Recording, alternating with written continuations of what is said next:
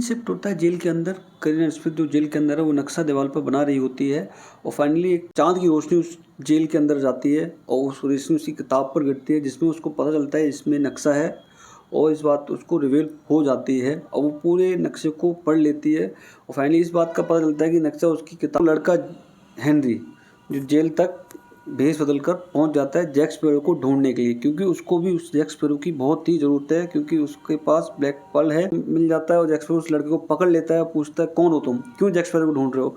तो बोलता है वो बहुत ही बेहतरीन इंसान है, बहुत बढ़िया कप्तान है। ये बात सुनकर वो चौंक जाता है कि तुम क्यों ढूंढ रहे हो। बोला मैं उनके अपने पिता का नाम बताता है कि मैं उनका लड़का हूँ, ऐसे बोलता है। अच्छा, तो फिर बोलता है कि क्यों चाहिए जैक स्पैरो। बोलता है तुम हो। पहले तो लड़का विश्वास नहीं करता है, जिसके पास जैक स्पैरो कप्तान, उसके पास पहनने के लिए कपड़े तक नहीं है। वो तेरी की, ये क्या हुआ, फिर क्या था। और फिर वो उससे बात करता है, बताता है कि मेरे पास परम त्रिशूल है जो इस जहाज को मार सकता है, जो मुर्दों को मार सकता है, उसको आप ढूंढने में मदद करो और वापस से तुम समुद्र पर राज कर सकते हो। ये बात उसको बताता है जैक स्पैरो को। बोलता है तुम मेरी हेल्प करो तो इससे दोनों का फ़ायदा होगा, और ये बात बताता है। और फिर फाइनली वो ये भी बताता है कि आपका दोस्त ढूंढ रहा है, वो मुर्दे के बारे में जो इस विलन है इस पिक्चर का, उसके बारे में बताता है कि वो तुमको याद कर रहा था।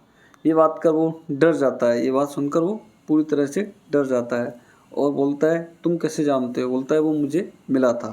फिर सीन शिफ्ट होता है जहाज़ के ऊपर, जहाँ एक बारबोसा नाम है इसका, ये कप्तान है और ये इस लड़की का पिता है जो लड़की अपने पिता को ढूंढ रही है और ये बड़े मज़े से ऐश कर रहा होता है। इस समय सबसे बड़ा लुटेरा पैसे वाला यही है और ये बढ़िया से संगीत सुन रहा होता है, पर उसको इसके सिपाही इसको बता के आते हैं कि आपका नुकसान हो रहा है, कि जो मुर्दे हैं सारे के सारे जहाज़ डुबा रहे हैं और कप्तान कुछ करना पड़ेगा।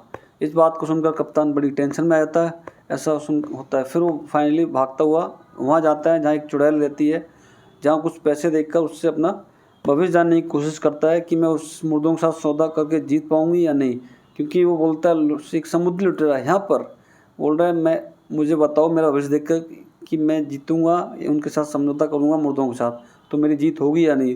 तो फाइनली वो देख कर जाती है कि तुम जीत जाओगे और जाओ उनके साथ सौदा करो।